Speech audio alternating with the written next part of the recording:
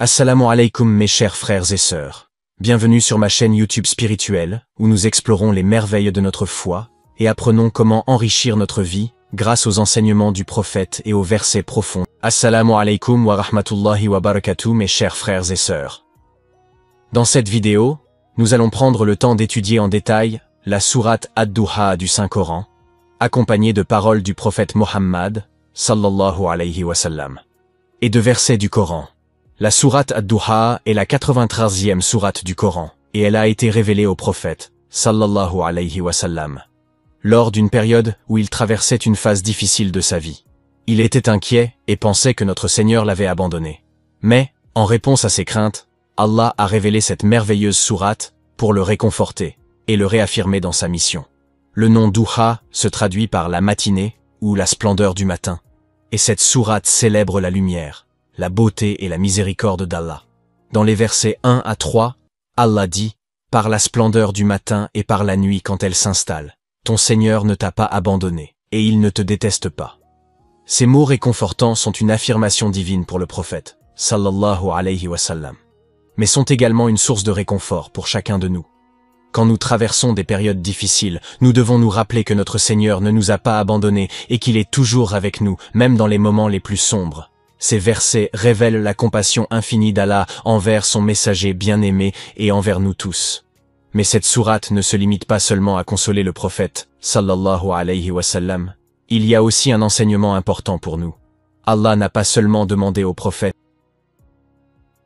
sallallahu alayhi wa sallam, de se contenter de cette assurance divine, mais il lui a également ordonné d'exprimer sa reconnaissance. Dans les versets 5 à 8, Allah dit « Et trouve appui dans ce qui t'a été révélé par inspiration venant de ton Seigneur. Nul ne change ses paroles, et tu ne trouveras outside lui aucun refuge. » Ces versets nous rappellent de compter sur les enseignements divins et de rechercher la proximité d'Allah lorsque nous traversons des situations difficiles. Le prophète, sallallahu alayhi wa sallam, est notre exemple et il a surmonté des épreuves avec une patience et une confiance totale en Allah. Si nous voulons utiliser le secret de la sourate Ad-Duha pour demander à Allah de résoudre nos problèmes, il est important de suivre certaines règles qui ont été mentionnées. Voici quelques-unes de ces règles. Premièrement, nous devons reconnaître qu'Allah seul a le pouvoir de résoudre nos problèmes. Cela implique de placer notre confiance en lui et de se souvenir de sa puissance infinie. Deuxièmement, il ne faut pas être pressé lors de la récitation de la sourate Ad-Duha. Nous devons faire preuve de patience et de persévérance. En étant concentrés et en prenant le temps nécessaire, nous montrons notre engagement et notre confiance envers Allah. Troisièmement, pour maximiser l'efficacité de cette pratique, nous devons avoir une concentration maximale. Cela signifie être dans un état d'esprit calme et méditatif pendant la récitation. Ensuite, après chaque prière de la journée, nous devons réciter la sourate Ad-Duha. Ce moment est propice à l'invocation et à la demande de l'aide et de la résolution de nos problèmes à Allah.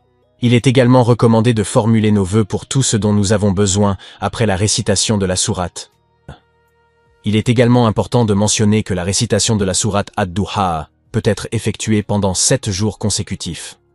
Cette période de pratique régulière renforce notre connexion avec Allah et augmente notre potentiel d'obtention de réponses à nos demandes.